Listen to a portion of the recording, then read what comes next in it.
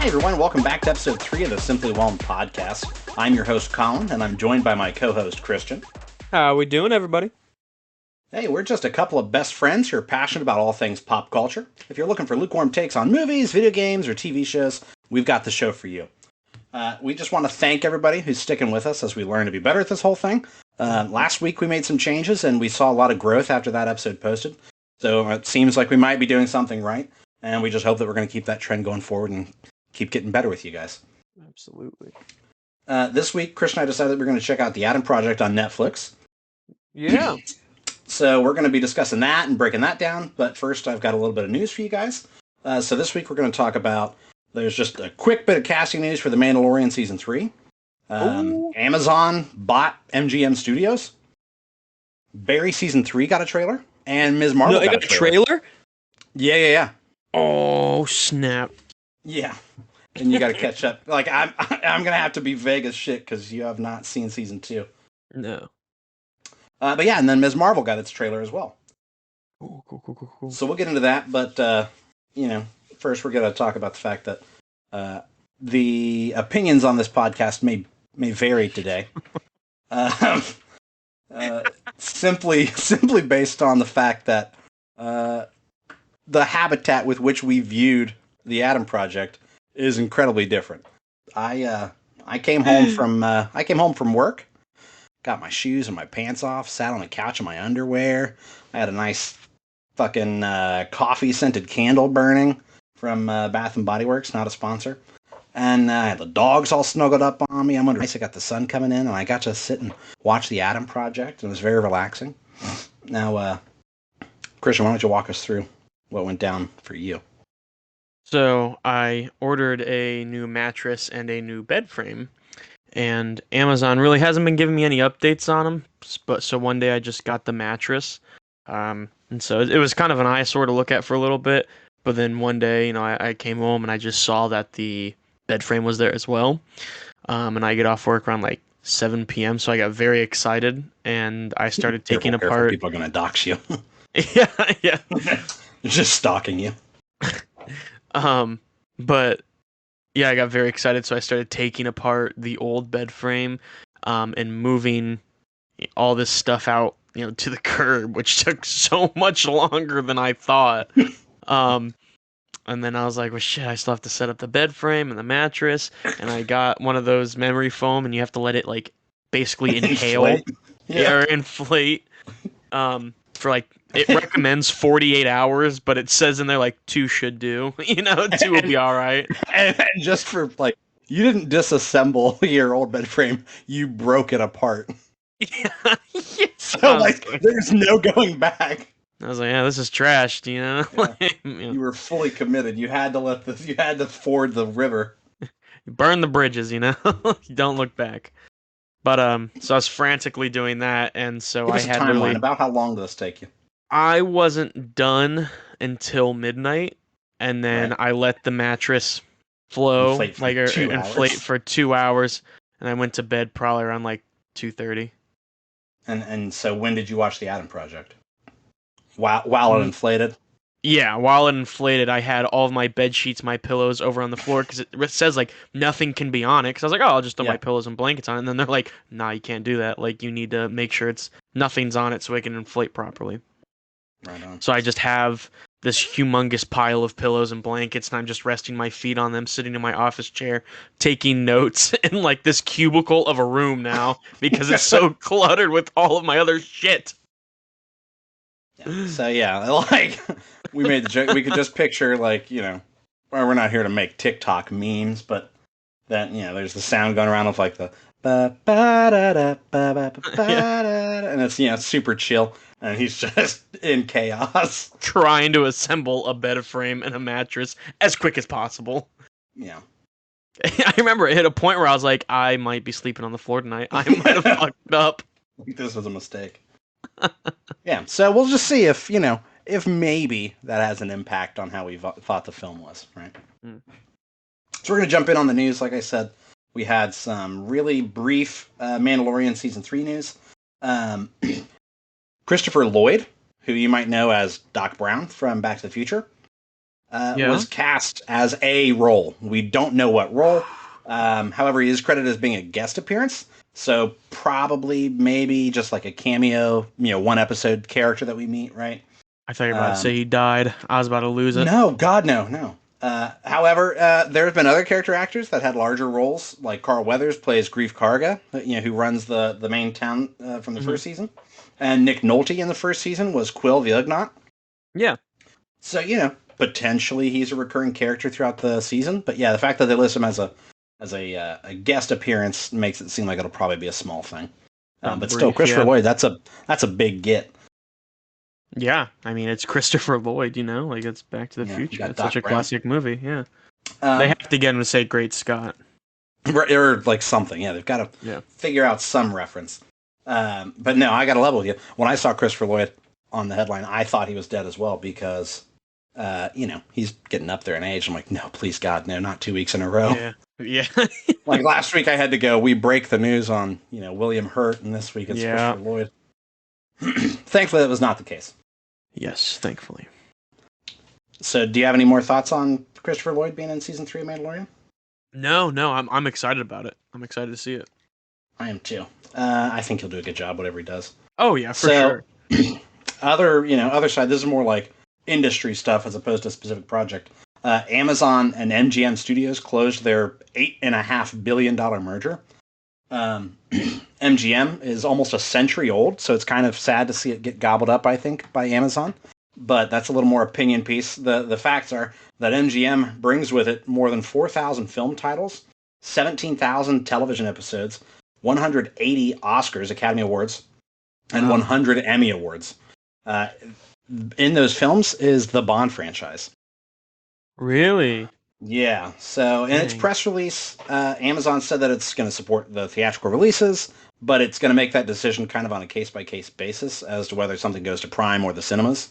And they also stated that they're planning to make offers and they welcome all current MGM staff, which is good to hear because a lot of times in these big like corporate mergers, a lot of people lose their jobs, and it's kind of the downside. Obviously, one of the downsides of like a monopoly or the big fish eating the smaller fish, right?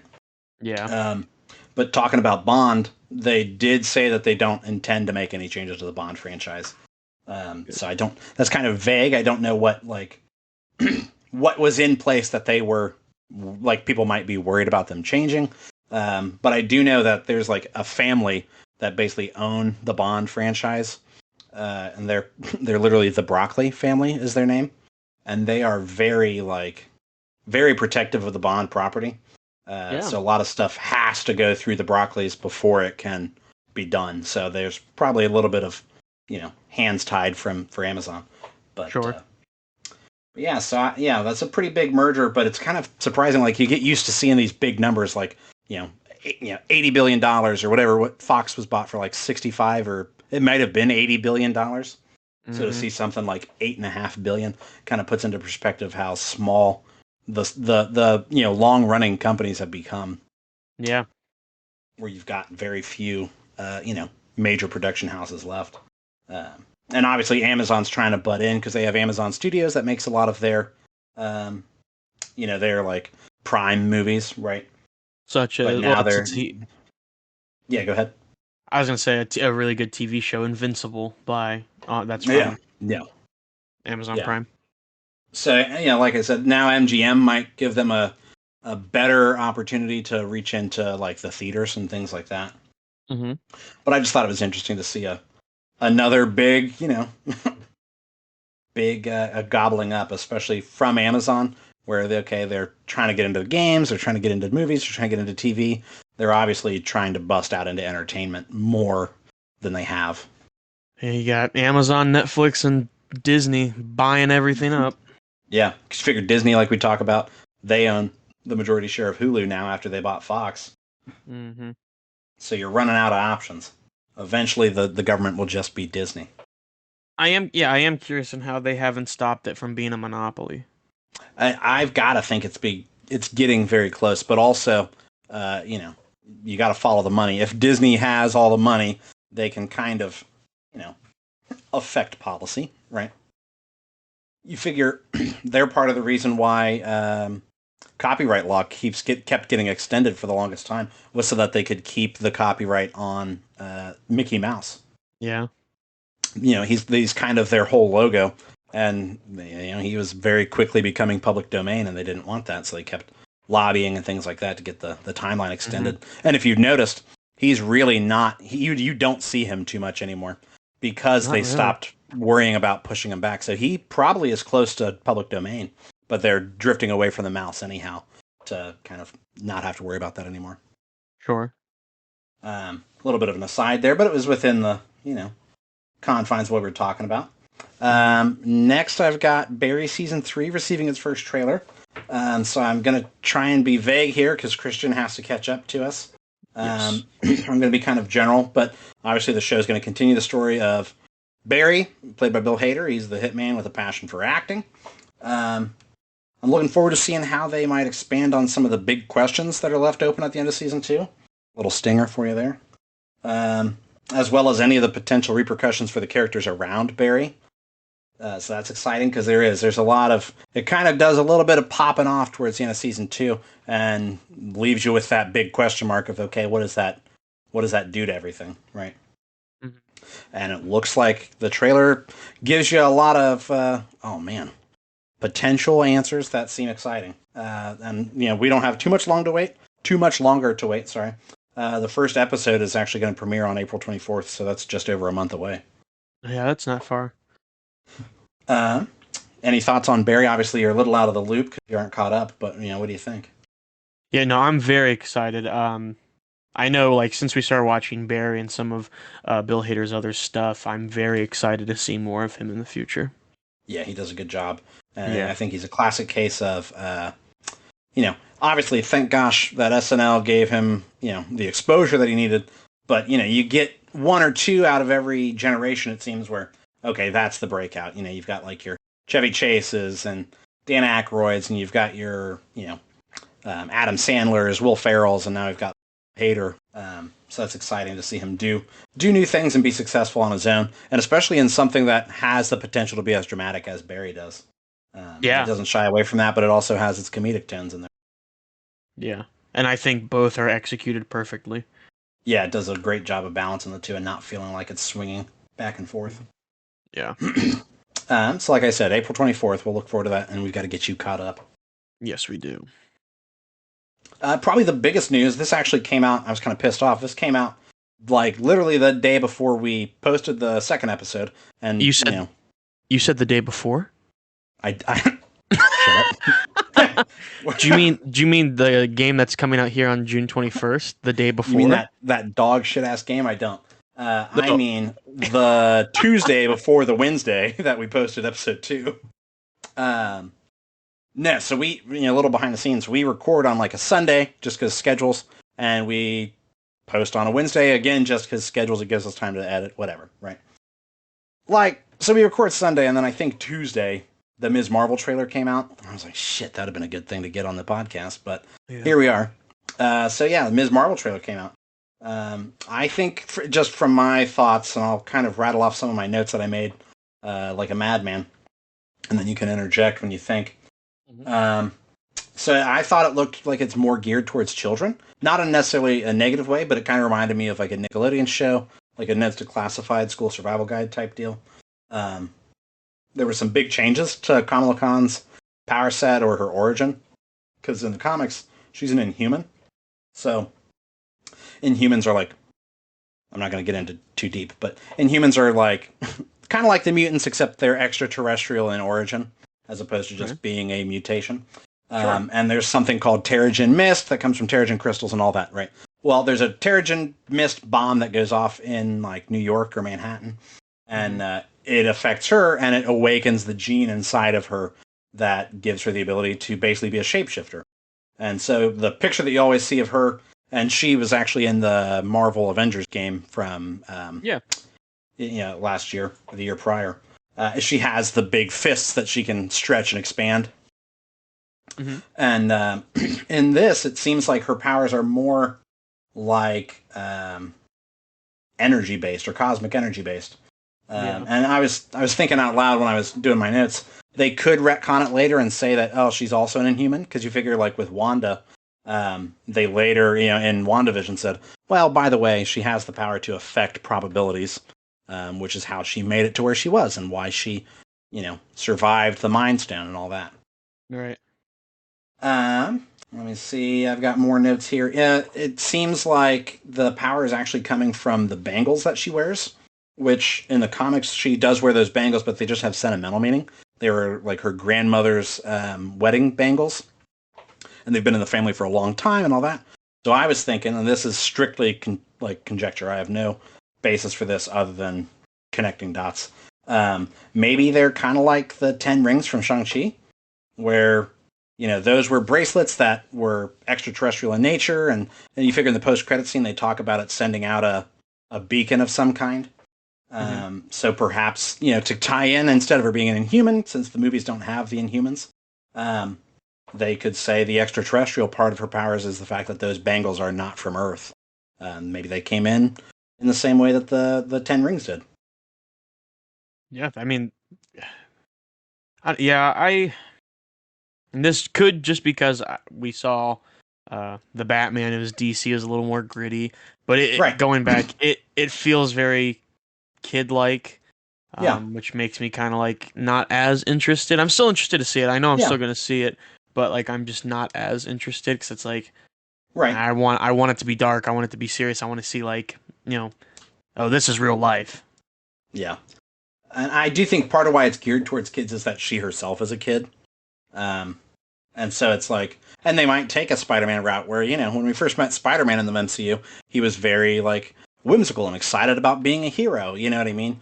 And then when the realities of being a hero started settling in, it's like, oh, Mr. Stark, I don't feel so good, So they could take a similar route where you figure she's very inspired by Captain Marvel, obviously, because in the in the comics she is, and in the trailer we saw that she's wearing Captain Marvel's costume. Yes. Which, so maybe she's, I look up to Captain Marvel in the same way that Peter looks up to Tony, and then, like I said, the reality of heroism aren't necessarily what they hoped it would be, right? Mm-hmm. And I believe she is going to be in The Marvels, which is the sequel to Captain Marvel. So we do get more opportunity to see where they take her. So it could be a case of her show is more childish just because she is a child. And then as it grows up, we grow up with her in theme, maybe. Yeah, that makes sense. That'd be a good way to play it. Yeah. Any more thoughts on any of the news I brought up today before we get into Atom Project? No, that was again, I'm still excited to see everything. Maybe not so much with Ms. Marvel, but Yeah. I felt the same way with Uncharted, so I'd like to be proven wrong. Right, yeah, exactly. Is it because she's a girl? No, I'm joking. No, wait, no. Wait, no. Cancel culture. Let's see here. So we're going to get into the Atom Project, if you're ready. So I actually had some news. So one of the things. Wait a minute. Are you stepping up coming your to game? coming to the table prepared. That's right. You want to earn that co-host number 2 credit, don't you? Yeah, that's right. Assistant to the regional manager. Yeah. No, but the first thing I was excited for that I saw, and I tweeted both of these things. And if you're ever curious on how you can reach us on Twitter, it's at Whelm_simply on Twitter. But it is a game that's coming out here on March 25th. It's a PS5 exclusive, and it is called Ghostwire Tokyo. And a quick little breakdown of what it's about is Tokyo is overrun by a deadly supernatural force, perpetrated by a dangerous cult, causing Tokyo's population to vanish in an instant. Ally with a powerful spectral entity on their quest for vengeance and master a powerful arsenal of abilities to unravel the dark truth behind the disappearance. And just seeing a little bit of like some clips here and there, it just looks very eerie and scary, which I don't know what is causing it, but like quality scary games with, because games don't always have to have good graphics in order to make them good. Yeah, exactly. But it always is like a perk. And this looks like it has a pretty good storyline to it, and it has really nice graphics, which makes me very excited. Yeah, it does. I've seen just vaguely. I haven't done too much digging on it, I think it came up for me when Bethesda was acquired by Microsoft, because I think, from what I was understanding, this might be one of the last, if not the last, Bethesda game to come out for PlayStation, which is Yes, I mean pretty upsetting. Yeah, I'm a huge If you're a Sony fan, which we are. We are. Yeah, I got the PS5. Humble brag. But yeah, I mean, so hopefully they make this one a banger. And then the other thing I had was I saw that they have some production pictures of the TV show coming out, The Last of Us. Yeah, I think I saw those too. Go ahead. Yeah, and it was a picture of a comparison to what they've built so far versus the game, and it's that street where there's that sniper that's trying to kill you, Joel, and you're trying to dodge between cars to get up there and take them out. There, yeah, and, I saw that too. Yeah, it looks very similar, which I'm very, very excited for. I am too. My God, Christian, you did it. Yes, and then as always, the day before coming out, June 22nd or 21st or 22nd. Jesus, always got to rep that out. Always got to rep that out. Again, it's going to be trash. I know it. No, I know it. It needs to be good. It needs to be bad. No, because you're going to talk about it, and then it's just going to flop, and I'm going to quit. Be crickets. Quit the podcast. I wouldn't. I'll just do the intro. Welcome back to episode 42 of the Simply Wellness podcast. I'm your host, Colin Boyd. And then there's just crickets because there's nobody there. Oh my gosh! All right, since you interrupted moving me on with your contributions. Yes. How kind of you. Are you ready to talk about the Adam Project? I am. I wrote down a bunch of notes for it. Oh, that's good. So let's talk about the performance. Obviously, it's hard to quantify because it's not like a box office where we can weigh dollars. But Netflix did say that it was their third largest film debut, with 92.4 million hours watched in its first week. I'm sure somebody could do the math and break down how many actual viewings that is. But they did express that doesn't count, or that does include, if somebody watched it more than once, right? Oh, okay. So, if I watched it 3 times yesterday, that'd be however many hours that is, right? Mm-hmm. But, it was the third largest debut for them.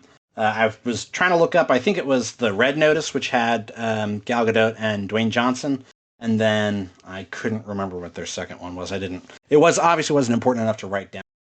Right. But yeah, so that's not bad for a movie that I think kind of snuck in. I hadn't heard much about it, and then saw a trailer for it, and then the way Netflix does, it's like, by the way, that'll be out in a month. Mm-hmm. The reception, kind of mixed. IMDb has it at a 6.8 out of 10. Metacritic gave it a 55 out of 100, and Rotten Tomatoes critic score was 68%, with the audience giving it a 78%. So that was a little bit closer than the divide that we had on Uncharted. But even still, the audience obviously was more entertained with it than the critics. Christian, you've got that spoiler-free plot synopsis for us? I do. So, did you look it up? After accidentally crash landing in 2022, time-traveling fighter pilot Adam Reed teams up with his 12-year-old self for a mission to save the future. What's crazy is I've got the exact same thing written down. Brilliant minds think alike. You're learning. All right. All right, then. Let's talk about the story in as spoiler-free of a way as we can. Yes. So I figure we'll just kind of bounce back and forth between our bullet points. And, we'll go from there. So yeah. I'll start naturally. Mm-hmm. I thought that the sci-fi was pretty easy to grasp. They didn't let the film kind of get hung up on details. You know what I mean? Sure. Where it was we don't need to explain that science too much because it's not important, right? Right. Which I think probably helped it because it's only an hour and 40 minutes. So it's pretty brisk in today's standards, right? We don't see a 90-minute movie too much anymore. I feel like I don't enjoy movies that explain it because then I try to think about it and be like, well, no, because here's the flaw in that. Right. And we'll talk about that later. I've got a point on that. So I thought there was more emotional impact than I'd kind of anticipated from a Ryan Reynolds time travel movie. Yes, which I have a lot of pinpoints on that. Yeah, that'll obviously have to be more spoilers, but I thought another thing that it did well that movies don't necessarily always nail especially when you've got grand things like time travel or universe altering stuff.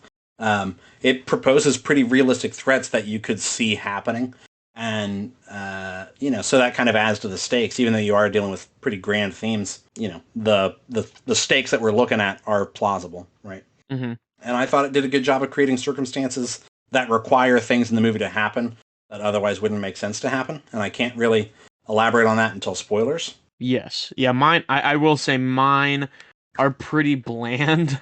Yeah, yeah. But just as soon as we get into spoilers, it does go into a lot more detail. Yeah. But So I know, like, did you have some points there? yeah, so I was gonna say I felt like for the most part, the story was pretty fresh. Yeah. Felt like something a little different. I was like, okay, this is something somewhat new. Yeah. I will say there was a couple plot twists in there that threw me off guard. Yeah. So that is always a plus that keeps it kind of fresh and like, oh, like I wasn't expecting that. Right. Yeah, and I didn't think they were out of the blue either. It wasn't like, oh, okay, we're doing that now. Right. I specifically put this bullet point here. I think Mark Ruffalo killed this role. Yeah. Which I can go more into later. I wasn't sure if I wasn't sure if that was a spoiler or not that he was in it, but I guess he's on the poster, so. Yeah, he's on the poster. Mm-hmm. I will say there were points in time where I felt like there might be a little too much comedic relief. Was that a pun? Points in time. Oh my god, I'm so smart and I didn't even realize it. I was going to say, my god, you're so good. You didn't even know you did it. Hold on, I'm getting a call. Yeah, Harvard? Yeah, sure, I'll be right over. Sorry, I gotta go. Oh my god, hold on, I gotta put Harvard on hold. I've got Oxford on the other line. I got Oxford. But those are my spoiler-free some of the story notes I wrote down. Yeah. So then we'll talk about characters and kind of their chemistry a little bit. Obviously, still spoiler-free. Yes. Walker Scobell, who plays the young Adam, yes, I thought did a great job of being a young Ryan Reynolds. Yeah, and I looked at that. Yeah, when I was looking them up, because I try and get the cast and crew, and I write down projects they've been in. This was his only IMDb credit, so I think this is his first role. Which, I mean, sets him up for That's success. Impressive. Because, yeah. He did really, really well. The interactions between both Adams does a good job, I thought, of demonstrating how they're the same person at very different points in their life. So you get different outlooks from the different experiences that they've had at that point in their life. Mm-hmm. Which that was pretty interesting to see. Obviously, it does lend itself to some kind of heavy-handed at times, like, oh wow, this is you reflecting back on the past, right? Right.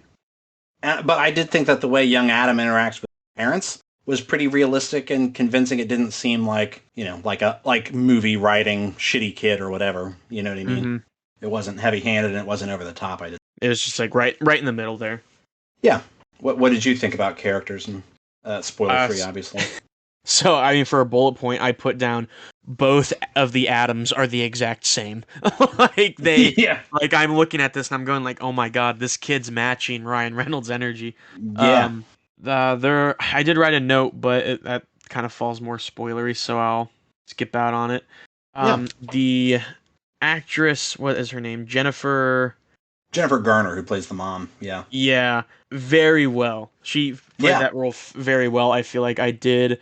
I felt like a lot of that mom, like, young teen, rebellious tween, and she's just kind of like, still loves him, but it is kind of like, Jesus, Without getting into spoilers, one of my favorite scenes in the movie is actually between her and Ryan Reynolds. Yes, yeah, I know exactly what you're talking about. And yeah, that's really good, and it does exemplify both of their acting chops, because Ryan Reynolds kind of plays the same character a lot of times, because it's what he's good at, and it's charming and whatever, right? It sells. But he is also a very good actor. And this kind of let him, oddly enough, this movie did give him a little bit of flexibility, I thought. Yeah. Did you have any more on characters or chemistry before we go into spoilers? Nothing. I do have some more character and chemistry, but it does involve some spoilers. Okay, so yeah, we'll hold it for a moment, and then we'll continue that. So we're going to rate it, obviously. Like we talk about, the show is simply whelmed. So when something is simply whelming, it's just meh, right? It's mid, it's okay. So if it's overwhelming, it's like, oh shit, this is pretty good. And if it's underwhelming, it's not good. I thought this was overwhelming. I thought this. I'm not sure if I'm able to pick something in between. I kind of did last week for Uncharted. Yeah, I would say slightly overwhelming. Though we could give ourselves a hard and fast rule that the internet has no nuance. Yeah, if we're playing you can't have vagueness. What is it? What do you think? Yeah, if we're playing that, then I'm gonna say I'm simply whelmed. You were whelmed. Well, all right. Well, and again, very different viewing circumstances. So maybe I'm right. I was just waiting for you to be like, "Oh, well, thank you guys for listening to the Simply Whelmed." Just wrap up the show. Intro. No wait. So you said you had some spoiler-free or some spoiler character notes there? Yes. Okay, what you got? Mark Ruffalo and Jennifer Gardner, I didn't see the chemistry. Yeah, they only really have one scene together. Right, and even in that scene, I wasn't picking up on it. It was kind of like, okay. Which is a shame because they're both excellent in it. Exactly, yeah, they're both excellent actor and actresses. But it was a little like I'm not really picking up the fact that they're married. Yeah, it did feel like a TV show script when they were talking to each other. Yeah. And then as well as oh my goodness, Ryan Reynolds and his wife, Zoe. Yeah, Zoe Saldana. Yeah. Yeah. She kills this role. And are we able to get into spoilers now? No, yeah, we're in spoilers. We rated this shit. Yeah, dude. Wasn't one of the biggest plot twists. Wasn't expecting her to die. Was not expecting. Oh, really? Well, like, as soon as they had the guns and they saw, like, the ship fly off, I was like, shit, yeah, like, she's gonna die. But I thought, she would have made I wasn't her way expecting her to be in the present with them. Like, when she showed up and saved the day in the backyard, I was like, oh, shit. Well, I figured it, I don't know, with it being time and it being such a... Yeah, I thought they were going to go back to 2018 together to get her. She's been cruising along all this time. Yeah, she's been chilling, yeah. Do you have any more? I know that I didn't have any spoiler character or chemistry notes. I kind of clumped them together in story notes. So if you're good, I'm good. I wanted to see more of a relationship between Maya and young Adam because supposedly it's supposed to be like she loves little Adam, and it just makes me think like, well, if Adam never saw his dad, and he says while they're in the elevator and be like, "Oh, bring your son to work day." It's only been like 44 years. So, he's never been there. So when has he met Maya? When has that interaction happened? I wanted a little more there. I kind of got that their interactions all came in his early adulthood when he got picked up and put into the space program and all that, or the time program. Okay. Yeah. Which we don't see any of that. Which I'm sure is a budgeting thing that we don't see. You figure the only shot we get of 2050 Earth is from space. And I think Big Adam describes it as like, you've seen Terminator, right? And he's like, yeah. And he's like, that's 2050 on a good day. On a good day. Yeah, and you're like, shit, how are they doing space travel if that's what Earth is like, right? Yeah. You got more there? Let's see here for spoiler. Oh, no, I have a bunch of like spoiler story notes. Yeah, same. I've got more than a page. I'll let you go ahead and start on that, and then I'll tag along. Yeah. So I thought that the setup of having young Adam grieving when he meets the older version of himself was a really clever and like a great place to get some of the heart in the movie, where it's kind of light on the surface, but then once you have them connecting that way, I thought it did give it some of that heart that surprised me when I watched it. Yeah. I liked the time travel in it, that it's linear, and they just explain that the changes in the past just kind of erase and replace the memories of the people in the future to reflect whatever changes take place. So it does give you kind of a good way out of going, well, yeah, we can whatever happens, but we won't remember these things, right? Yeah. Kind of tries to keep it clean without, having to over explains time travel. Right. I thought giving Big Adam the motivation of going back to save his wife and kind of being tied up in a conspiracy was a good way of getting the audience attention and giving it a little bit more urgency and heart to it, where it pulls him into something bigger than just a time traveler seeing his past self. Yeah. It makes it a more emotionally driven story. Yeah. Because the entire time, he's sitting there talking, he's like, I spent the last, however many years trying to run away from you and not realizing that you're the best part. You're the best part, yeah. The script trick of having Big Adam be injured and his ship not seeing him fit to fly due to his DNA signature being tied to it was a pretty smart contrivance to force him and young Adam together. I thought that was kind of one of the things I was talking about, where they do some clever writing tricks to, force things to happen that didn't necessarily have to happen otherwise. Right. And that tech I thought was kind of a natural progression of things. You figure phones already have like forms of biometric locks that don't let the user, do stuff. And that tech doesn't alter time, right? Right. So that makes sense, I thought. I thought forcing Big Adam to leave his wife after finding her gave the mission high stakes that were realistic. That's kind of what I was talking about at the beginning, where, if he fails, his wife is just dead and everything in the future still sucks. So the status quo doesn't change much other than he lost his wife for real, for sure, right? Yeah. But if they succeed, the future is fixed and everything's great and all that. So the loss would just be, it's what they didn't gain, right? So the stakes were pretty realistic while still being like, oh man, this could happen. Right. Yeah. Oh, so yeah, sending the Adams back to their dad was a really good opportunity for the two versions of that same character to have their interactions with Dad and his death, and see how it affected them in the short term and the long term. Yeah. Where like little Adam is just like, oh shit, I get to see my dad. I missed you, right? And Big Adam has a lot of anger. Yeah, there's a lot of anger and a lot of hate towards him. Yeah, and young Adam actually gives Big Adam that therapy session out in the like gazebo in front of the motel. Yeah, tries to drink his beer. Yeah, but I thought that was a really neat way of showing that how like you can know yourself really well, but other people on the outside can have a bigger, clearer picture of you than yourself. Right. Where he's like, he tells him something effective. I think maybe it was easier to hate him than to be so angry at him. Mm-hmm. I saw that and kind of looked at it as like an opportunity. Like, even though he's a kid, yeah, he has feelings. Yeah, he has feelings. And it's not just like he's just a kid. He doesn't really know what's going on. Right, yeah, he doesn't understand. Right, he may not understand entirely, but like he's still affected by it, and he's affected by it, and he has emotional thoughts, and which I really admired to it. I thought that the villain Maya was a little evil for evil's sake, especially when you see like her past, or I guess like the present self, the 2022 self, seemed to be pretty innocent. I thought that maybe like it's the idea that money and power could corrupt somebody, but like she pulls off a Biff Tannen from Back to the Future. And she just goes back in time and gives herself all the like the tips and tricks to like being the owner of the world, and makes the shitty future. But I felt like she was kind of like, if she had a mustache, she'd have been twirling it. You know what I mean? It's been a long time, Adam. Yeah, she's got the cat. There was she's a in the really chair. big. Yeah, I've been expecting you. Why have billions when we can have millions? Millions. No, I did think there was a really big character gap there between 2018 Maya and 2050 Maya. And I will the last thing I've got. Oh, go ahead.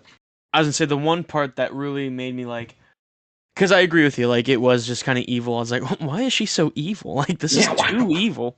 Yeah, she's hateful. Like, but when the younger version of Maya did not, because the part which leads me into my next point, so I'll just touch on it briefly and then let you finish. Yeah, go ahead. Which was another plot twist. I was so expecting younger Maya to jump in front of the bullet, and she didn't. Like, she was just gonna watch. But then the reactor blowing up pulled in the bullet and shot her. Yeah, the magnetic field pulled it in. But yeah, so that part made me go like, oh, maybe she was a little evil in the past and just wasn't showing it. Or just cowardly. That could be true.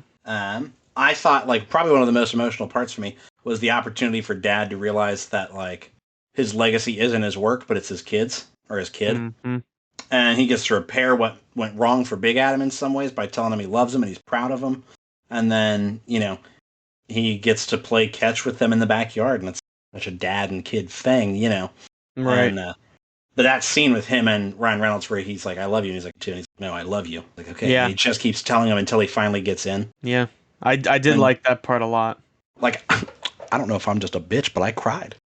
Like I'm sitting on the couch in my underwear with the dogs, and I'm like, No, it definitely was such an emotional part, and it did make me all glossy-eyed, especially because, Ryan Reynolds is such a talented actor that, yeah, like, he, like you were saying, he is that, that comedic relief, but like I want to see more of him just purely being a serious character, and you yeah, get to see him kind of like break down and break down. cry, Yeah, and and seeing he an just adult man hug his dad and hits. It hits crying. home. Yeah. So speaking of stuff like that, um, do you have the conversation between him and mom in the bar in your notes? No, that's all you. Okay, well, so I forgot to put it in my notes, which is so I'll just kind of freelance it. For it being one of my favorite scenes, I just forgot about it when I was writing my notes out. Yeah, so he and mom, I'm not going Just to like goes to break show down. how good the movie was. That's right, maybe. Yeah, so he he gets pissed off and wanders off to the whatever reason. And mom is there decompressing and she's venting to the bartender. She's talking about how Adam hates him or hates her or whatever, and he kind of jumps Right. in and is like trying to boost her up while playing it off that he's like just some stranger. Um, and so they do have a really good interaction. Like he tells her, the quote that I wrote down was, "Boys always come back for their mamas," Yeah. and I was like, "I love my mom," and and that she's like, "Oh my god," like that hit her. She's like, "Oh, thank you. That's really like I hope you're right." Like, yeah, I needed to hear that. And then he tells her like, he asks her if are you grieving too? And she's like, I am. And he's like, well then tell him that. Like, the problem with you acting like you've got your shit together is he thinks you do. Yeah. And it's okay if you don't. You don't have to always be perfect. Maybe he needs to see that this has really fucked you up too. Mm-hmm. And I'll get into quotes after you go through your story notes there, because there are Yeah. quite a few lines that stuck out to me. Yeah, there was a couple quotes that I had written down here as well. So let's see. So Go ahead yeah, and do for your my story notes. yep, my spoiler notes. Call me crazy. I didn't You're fucking think nuts. like you should be medicated. Yeah, my god. I didn't think the music really lined up too well with a lot of Yeah, the I mean, story. it never jumped out to me. I mean, there was Yeah, only the one song, and it was that might have opened the door. yeah, but just like yeah, with everything, I was just eh. That felt a little Um, like maybe we're Guardians of the Galaxy. that's what I was kind of picking up, and I was just like, is it supposed to be like because they make the reference superhero landing, Yeah, yeah, which was like a Deadpool reference. right? And so I was like, well, like, are they trying to tease more than just Deadpool, like with Guardians of the Galaxy being like a Right. sci-fi future? Oh, past Maya, like young Maya. Yeah. Sorry, it was such bad CGI. Yeah, it was ugly. It was not good. It was really bad. Like I was Yeah. like, dude, like, yuck. Rough. Yeah. Yeah. Yeah, god damn, put a bag on her head. Get, that's awful. That is Um, horrendous. Yeah. She's a very lovely lady. it did have a really cute ending. Yeah. And it almost made me. I'd say the part that if I were to cry, it would have been at the part where Mark Ruffalo bends over, picks up the baseball, and turns around, and they're just gone. And they're gone. Yeah. And like that, just I was like, like Yeah. cut that out. Time is fleeting, Yeah, yeah, which I think is like shows like a really big picture, and it is like it's inevitable. Yeah, and like, he had his chance and he got to cherish it, and you figure he even has the stop me. I was going to get into quotes. You keep talking. All right, all right, all right.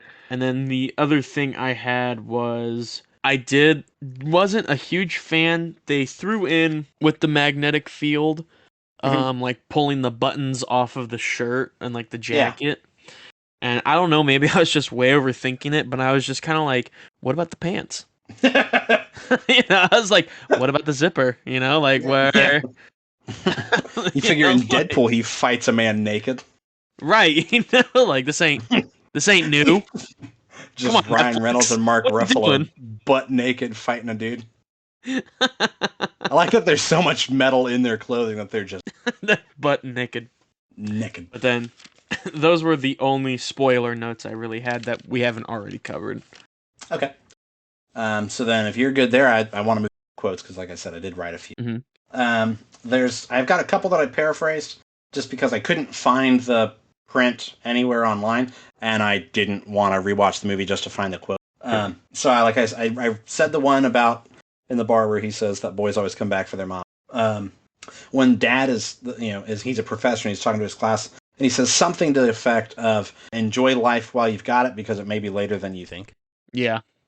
And that turns out to be true for him. Obviously, it's a little bit of that like situational irony where it is like he is reaching the end of his life, and he has that realization. Young which Breezy is why is he's about to die. Yeah, young thug is on borrowed time, and so I thought that was a pretty apt quote for the idea of like, time can shoot right past you, and you don't know how much time you have left. You just know how much time you've used, right? Yeah. And then Big Adam to Young Adam, I think you brought it up earlier, where he says, "I spent 30 years trying to get away from the me that was you, and I'll tell you what, you were the best part all along." Yeah, that was very touching. And like, Yeah, you're like, I feel like everybody tries to run away from like, especially in like the early teenage years, you're like, oh my God, that was so embarrassing. But in reality, like looking back, I was like, dude, that might be the most was you that you were. Yeah. And then the last quote that I wrote down was Adam to, Big Adam to Young Adam. It's in the scene where they're looking in the closet and they clothes still. And I'm paraphrasing because I couldn't find the quote. When Adam is talking to Young Adam about the way he treats Mom, and I'm paraphrasing because I couldn't find the quote on the internet. They're looking at the closet full of Dad's clothes, and Young Adam says something shitty about Mom, and Big Adam goes, "In 30 years, you will still get sick to your stomach when you think about the way you treated her." Yeah, dude, that it's like that was a powerful line. Yeah, you're like, fuck, yeah, like you got to think about the way you treat your parents and the people around you, because when you're older, you look back on it, and you're like, shit, like, especially with Dad, like, what if he treats Mom this way, and then Mom what? Oh, and then Mom dies, like, yeah, you're using up your time with him. Yeah, using borrowed time, killing it. You said you wrote down some quotes? Yeah, so mine, you had a lot of the ones I had, really. You had all the serious ones I had. I have a couple funnier ones. Right. But the first one, I don't know why, but it just kind of killed me when he was snoring with his eyes open, and like that whole conversation. Yeah, with his wife. And then as well, I could not get over just like they're sitting there having like this serious conversation, and he coughs and his wound farts. And his bullet wound farts, yeah. Yeah, and he like acknowledges it. He goes, it's like, oh, that's weird. My bullet wound farts when I cough. And then he coughs on purpose, and then hears it and goes, yeah. Just, I don't know why, but like, that was killing me. Yeah, it farts when I cough.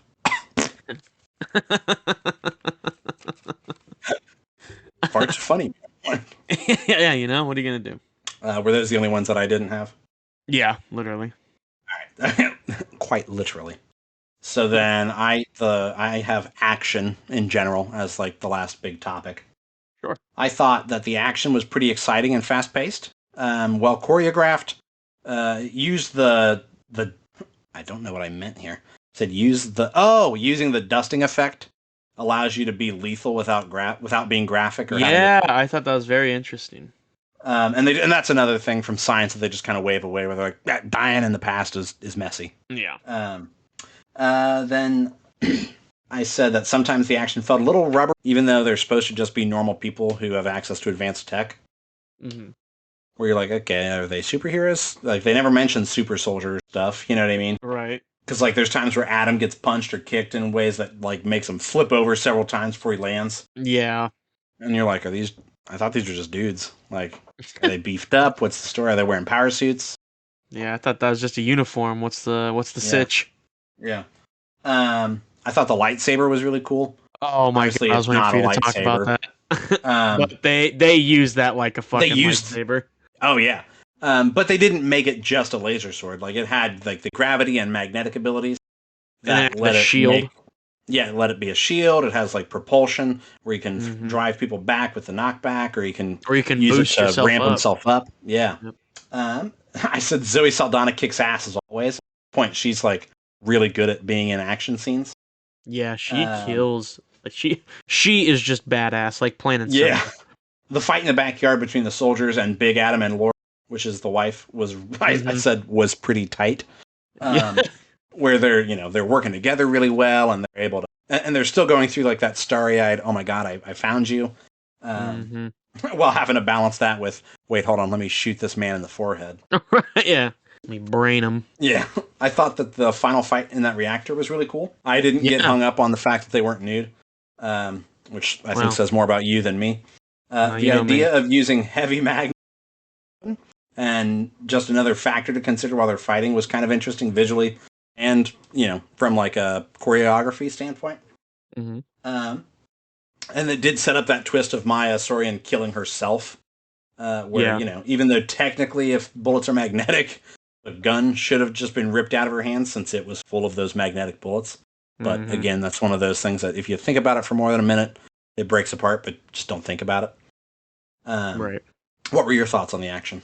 So I really enjoyed the action as well as, especially with the scene where Mark Ruffalo drives into the, what is it, like a Chevy Yukon or something like Yeah, that. yeah, yeah, That classic villain car, yeah, is a Chevy yeah. Yukon. Just a black SUV. Right. I felt like that was very real and like it was serious but also like witty. For Mark Ruffalo was like, what do you say, something about the car? Yeah, and this is your mom's Ryan's car. like, the car's The done. car. It's toast. Yeah. And then Ryan Um, says something to the effect of like, "You shaved my ass with a Subaru." yeah, yeah, and he's like, He's like, "I actually, I saved." saved. So a lot of the stuff like that, was very well choreographed. As well as I enjoyed the dogfight scenes Yeah, yeah, yeah, yeah. For a because second, I was like, I don't remember the dogs fighting. yeah, it was crazy when he brought out the Pomeranian. Like Just shit straight just got fucking real. Michael Vick. No, but Are because it you old looked enough to like know who Michael Vick is? uh He was no. a football player who went to jail for holding a dog fighting ring in like 2006. When in Rome, Yeah, do like the Romans do. But I enjoyed the dogfight scenes just because it looked like Ryan's ship didn't have guns. Right? Yeah, he's slumming it. Yeah, so it was him basically just trying to run away, outsmart. How can he outmaneuver them? How can he, what are his advantages in Right? his Yeah. What are very his options? disadvantaged situation? Yeah. So I And it really does. enjoyed Yeah. that. Yeah, and that gives you the opportunity to show how he is still intelligent, even though the ongoing joke is young Adam is smarter than Big Adam because he traded the muscles for brains. Right, Or the right. brains for muscles. But Big Adam still is intelligent. Like he makes quick, like on the fly decisions that make sense and do Hmm. work out most of the time. Did you have any more about the action? That's it for the action. So then I thought that we would wrap up our reviews of sorts with like our final thoughts, just a little blurb about wrapping up our opinion. Yeah, absolutely. Um, so I wrote, this movie isn't going to be winning any Oscars. The science fiction elements have an emphasis on the fiction. Some of the science reasoning breaks down to because we need that to be the case, right? Hmm. Why does it work that way? Because it has to. Like we kind of touched on, a lot of the science does fall apart if you think about it for more than a few minutes, which is okay because the movie doesn't dwell on anything or really give you time to stop and think about it. Right. I thought the action and the heartfelt story were the strongest parts of the movie. Um, Hmm. all in all, I had a lot of fun watching it, and it kept me engaged. It moved quickly, and it still managed to have a lot of heart, like I said.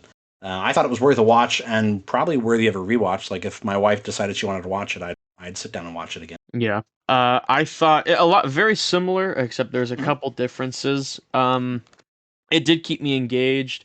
It is a movie I might watch again in the future, but I Yeah, can very well see myself being like, no, I watched it. I got everything yeah, I think I wanted to get out of that. Um, right, yeah. Don't have to go but back to it. right, but it does enlighten me to I really want to see a more serious role from Ryan Reynolds because he Yeah, he did a very well job in those short scenes, and it truly I want to see more of that. yeah. Have you ever seen back when the rom com was like gold? Have you seen Definitely Maybe? Oh, it sounds familiar. It's Ryan Reynolds and his daughter, who is played by an actress that I can't remember her name, but you know her face, Abigail Breslin. Okay. Um, and yeah, it's really good. It's him daughter about her mother who has since passed away. So it's kind of like a How I Met Your Mother before that was the thing, right? Okay. And so it's him going through like all dating history and all of that, and it's him just telling his daughter about this. And so it does have a lot of heart and things like that, while still being sweet and funny and having some serious moments and all that. But he does do a good job in that one of having kind of running the gambit of I've got to be charming and sweet, make the ladies swoon, make the guys laugh, maybe bring a tear to your eye, whatever. So maybe check that movie out if you're looking for him to do more than just Yeah. quipping, right? Yeah, absolutely. Was that all you had for your final thoughts? Yeah, that was it for my final thoughts. All right. So then, yeah, I think, like we said, I was overwhelmed by it. And I do think part of my rating comes from the fact that it wasn't any extra charge to me. I just got to come home and sit down and watch it. Right. Mm-hmm. I think if I'd paid for it, I might be a little more harsh. But I wasn't asked to, pay any more fees. It was just, hey, here's this, Yeah. And I thought it paid off for it. Yeah. So then, Christian, I've got to ask you what you been thinking about this week. I've been thinking about a couple things. Oh. Yeah, Couple of pebbles in a can, Spare change. I, for whatever reason, I have just been dwelling, and like there will be sometimes I'll be laying in bed and I will start spiraling about just the depths of the universe. Okay. And I not was just waiting on you to say drop. something silly. Yeah, just gets super serious. No, but I remember I saw something about like they sent out a probe and they found like a planet that's very similar to Earth, and they call it like Xterra 34 or something like that. And it's Okay. like the 6 times the size of Earth, Damn. Okay. but it is an Earth, like planet. Yeah. Um, and then that just got me thinking about like colonizing to a different planet, as well as if we do that, then like what would be the chances that would meet other life forms out there, and Yeah. how would that process go, and just so anything like that. And I'm always eager to learn more, so it's just like this endless pit that I've fallen into of like I want to learn more, but it scares me so Yeah. much to the point where I don't know if I can sleep normally at night, but I want to know more. I need to know more, but Yeah, the more I I know, the need less it. I need to know it. Right, yeah. As well as I've been thinking about, for whatever reason, thinking about urban legends, like, well, not urban legends, Okay. but uh I might have misspoken. Maybe not urban legends, but like Bigfoot or like Mothman. Yeah, cryptids. Yeah. Yeah. Dude, I I love the Mothman. yeah, I believe in Mothman so much. I want it to be real. I have a Um Mothman t-shirt. I need to get one. But Yeah. yeah, just it's too coincidental that they saw this huge Mothman sitting on top of the bridge, and then like a week later, it collapsed. Yeah. No, that is the Mothman. To interrupt you, one of my wife and I's favorite, because we're really into cryptids. So we did like I had a television pitch, patent pending, nobody steal this, of like what if we Ending. patent pending. I'm working on this. It's an intellectual property theft. What if you made like an anthology series where each season was about a different cryptid? And I thought there might be something there, right? Because you Yeah, get that's into some actually of the really weird good. ones, and it's like, oh, okay, nobody's heard of this. But so Hmm. we were like, oh, I wonder what all there are. So Googling and looking at a map, and we saw one over in Ohio that said the Loveland Frogman, and we were like, Yes, yes, what I the know fuck is that. the Frogman? And Yes. so we like okay went down the Wikipedia rabbit hole. This fucking thing inspired a musical or a stage play called "Hot Damn, It's the Loveland Frogman." Well, hot damn, it's the And so, Loveland Frogman. and so that is her and I's favorite like inside joke of sorts, or like expletive to burst out into when one of us does something good or says something exciting. We'll be like, "Well, hot damn, it's the Loveland Frogman." Sorry to Um, interrupt you. You talked about cryptids, and I thought no, I've got to no, share that. yeah, I love it. I love it. Um, but so I mean, yeah, I mean, and like I said, I've buried myself into a hole. So if you guys, ever want to send in suggestions to Like cryptids to read about. anything, yeah, cryptids or anything about like space or alien life, definitely shoot us an email at the simplywhelmedmailbag@gmail.com. But what about you? What have you been thinking about? Oh my god, you're so good. Well, since you asked me unprompted, I've been wanting to read more comics. Okay. I go off and on comics where like okay, we went and saw the Batman, so I was like, fuck, I got to read all the Batman comics. I've been reading off and on a comic book called The Immortal Hulk, and so it kind of takes the Incredible Hulk and makes him kind of a horror character. And it's really interesting where the idea is that it takes a big swing and goes, yeah, this Hulk is literally immortal, and looks at how like horrifying that could be. Where at one point in one of the early, it may even be the first issue, Bruce Banner is on the run for some reason. They don't go into detail. It's not connected to any other comics, so that's my favorite kind of comic to read, is where there's not any prior required reading. Mm-hmm. Kind of a standalone run. Sure. They make reference to other Avengers and things like that, like Clint Barton and things like that, but they don't, like I said, it doesn't tie into anything. But for some reason, Bruce Banner is presumed dead, like there was a funeral and everything, but obviously he's alive because we're following. And he's in like a dirt road gas station that gets mugged, and he tries to intervene, and he gets shot in the forehead and obviously killed. And then later wakes up on the autopsy table as the Hulk, and like goes out and finds the person that did it. And it's like a very horror scene where like they're in some trap house with a bunch of bikers and shit, and the power gets cut, and they're all like, "What the fuck is that?" And they're all freaking out, and you go check that out, and you hear like vague, or obviously you don't, but they make you hear I know it, what you right? mean. Yeah, through text.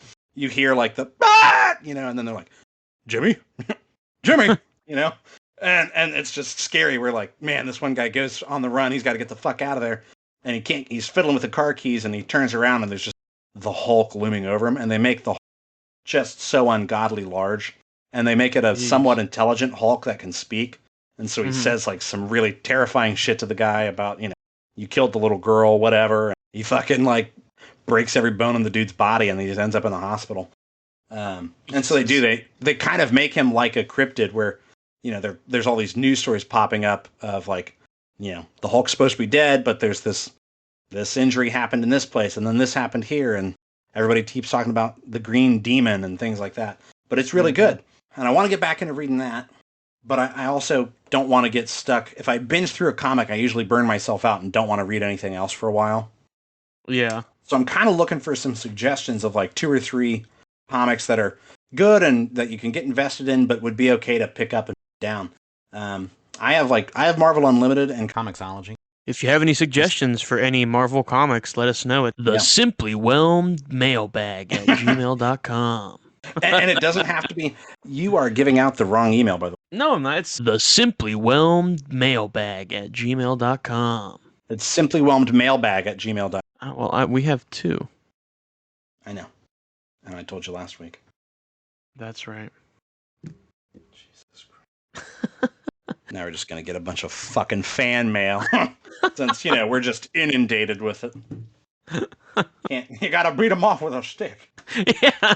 Back, I said. You talking about that reminded me of something. So I'll let you finish, but I do want to add something on as soon as you're done.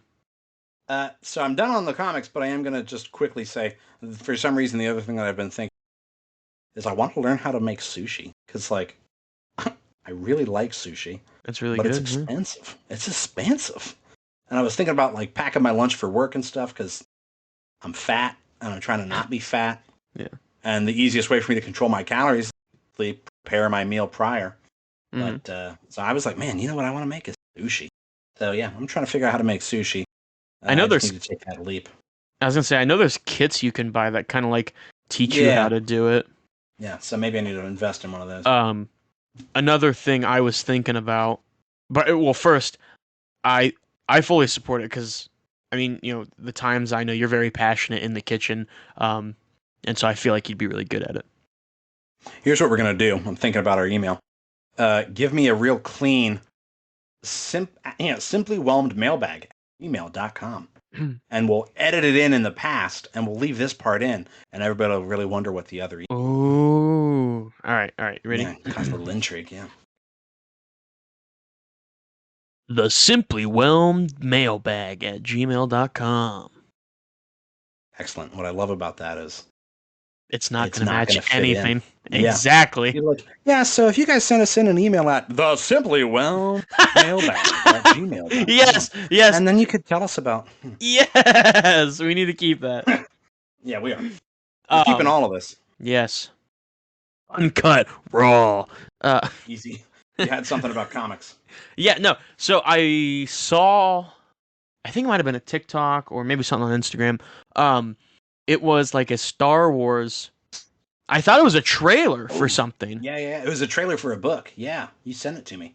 Yeah, and it was the this is X-wing or Yeah, Death Destroyer, Starship, like whatever. Starship 249, asking permission aboard, and you just see a stormtrooper like sitting in front of the controls, like hearing this, and then hello, report, and it just turns around and like the stormtrooper's bottom half of the mask is just ripped off, and you just see like his it's a zombie Star Wars. And that just mixes the two craziest fucking things out there. Star Wars, which can be bananas, and then zombies, which are bananas. So I mean, I would where it's like, what if a zombie outbreak happened on a fucking Star Destroyer? Which I feel like which is a massive ship anyhow. I feel like makes sense too, because it's like, I mean, it's the universe. Because you could do like anything. You could do like alien virus of some kind. You know what I mean? Sure, yeah. And I feel like that'd be really, really good to read.